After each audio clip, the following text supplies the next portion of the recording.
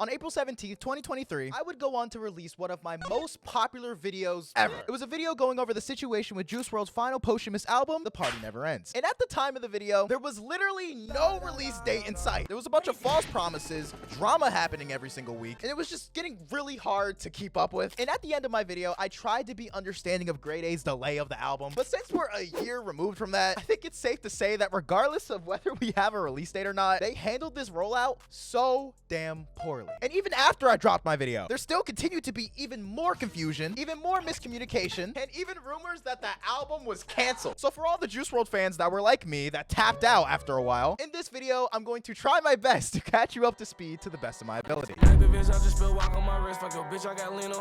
where we left off in the last video was that the producer Max Lord was taking over the project. And at the time, he was being very communicative and transparent about the release of the album. This Reddit post from May 29, 2023 even details how there were snapshots floating around of Max Lord's computer playlist showing that The Party Never Ends underwent 7 different versions. And then a couple months would go by since the producer switch, and there was still no word on the album. And the community had probably the biggest drought it's ever been in. There were even rumors of The Party Never Ends hopefully dropping early summer 2023, but of course the proof is as limited as a Bibby tweet saying soon, which is a trend you'll see throughout this entire album rollout. And around this time, it was teased that the song Biscotti in the Air was set to release, but it ended up facing the same treatment that Off the Rip got, i.e. it got leaked and the label never released the song. Which, listen, I understand that leaks are annoying. To put all that money into making a beat, getting someone to produce it, getting someone to make the cover art, and, you know, potential music videos and promotion and all the other shit, for all of it to go down the drain is very gut-wrenching as an artist. But leaks in the community kind of started to symbol a rebellion against the label. So when the label didn't return on their promise to release Biscotti, the community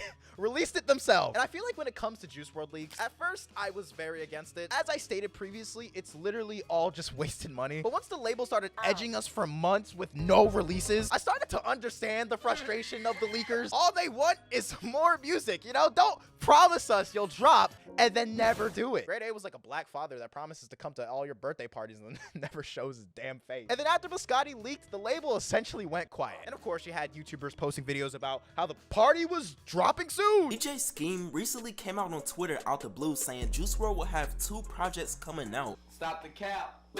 As if that's a reputable source at all. Niggas really was coping this year. But once December 2023 hit and Juice WRLD Day passed, shit hit the fan. On December 16th, it was reported that Max Lord's version of The Party Never Ends had been scrapped and handed to the producer and songwriter Benny Blanco. And the Reddit user and WN2 would also give the fans an information dump. This information came from leakers and Baby himself at the Juice WRLD Day VIP dinner. So originally, Max Lord had a vision that the album was going to be 24 to 30 songs long. Since this is his last album, they wanted to give the fans everything they got. But the label apparently did not like that idea. So then the album was shortened to 16 songs. Whether or not that information is still valid to this day, I don't know. We'll see. But at the time of December 16th, the album was reported to only have 6 features at the time. It was also reported that Max Lord had been working on The Party Never Ends since early 2022, you know, way before my video. And he was actually working on producers that produced Juice WRLD's best song. But eventually, it was all scrapped for Benny Blanco's version, which the fans did not like at all. Apparently, he started putting random features on songs, used scrap songs from Juice WRLD's 2017 era rather than newer songs from his 2019 era, and he apparently changed the beat to Rental, which is a fan favorite snippet, and he added Lil Durk to 38 Special. I mean, that one kind of makes sense. But to say the fans were not pleased would be an understatement. Some Juice WRLD fans tweeted, the album can be full of leaks. Like,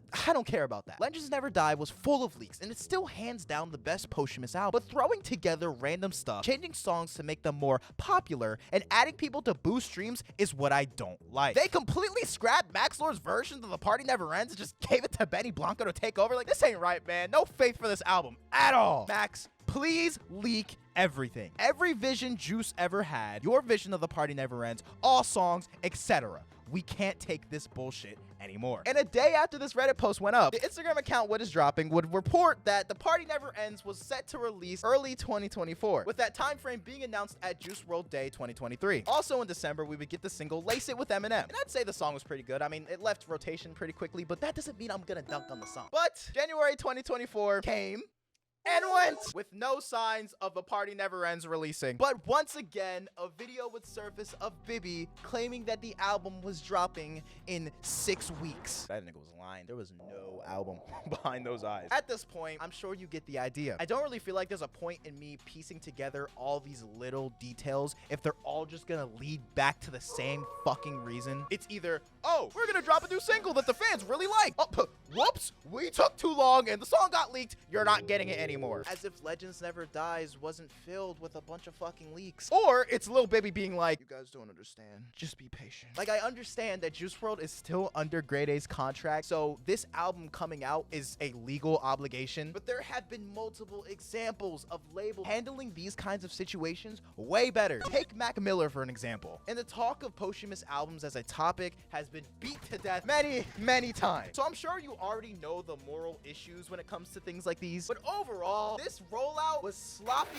as hell. And honestly, just a disgrace to the community. I know I'm like smiling and shit, but I'm actually seething. See this forehead? You see this forehead? This shit's sweating, bro. I'm fucking maulding, bro. But the next big event for the Juice WRLD community would not happen until July 2023, with the joint announcement with XXX and Tashion's estate. And they announced that they were finally gonna be dropping their collab song, specifically the Whoa, Mind and All remix that Juice WRLD recorded after X's album Skins released, and the Do You Know The Way song, which leaked about like 2 years ago, I think, at this point. But even with this announcement, we still weren't sure if the album was actually coming out. And then rumors of the album actually just straight up being canceled circulated at the beginning of the year due to the lack of updates. And to be honest, I stopped paying attention by the time 2024 hit. To be honest, I stopped paying attention right after I dropped my video. Fool me once, shame on you. Fool me twice, shame on me. Fool me 3 times, I'm gonna fucking kill myself. So I wasn't believing shit, all right, until the album was on my Spotify and I listened to it at least 3 times. If I couldn't physically put these songs into my playlist, the shit wasn't real. I didn't give a fuck. Until September 29th, 2024. Everything would change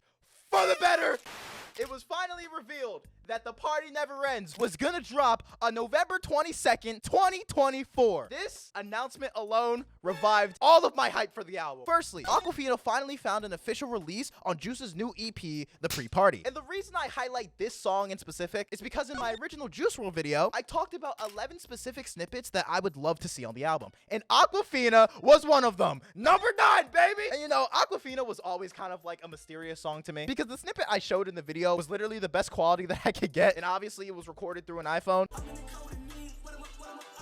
And when it comes to Juice WRLD leak, I guess I'm so used to them being in CDQ quality that I'm like, wait, this one song hasn't leaked yet? How the fuck? And this song is so good. It's better than the iPhone version. Well, at least I'd hope. You know, it's kind of reminiscent of the same dilemma that I had with the Lucid Dreams remix. Like, I was obsessed with that snippet when I heard Uzi go like, crying so often, I'm blasting in the car, but it wouldn't find a release until like 3 years later. But regardless, this is an absolute fucking win. And you know what? Actually, speaking of that list, I would still actually like to see a majority of these songs released. I feel like Way Too Many would be such a great intro to open the album to. I also heard that Good Times by Kid Cudi was 100% confirmed for the album. You know, because hopefully that's the outro for me when I die. I need that song to play as my soul floats up into the sky and the credits roll. That makes my Juice WRLD fan heart happy.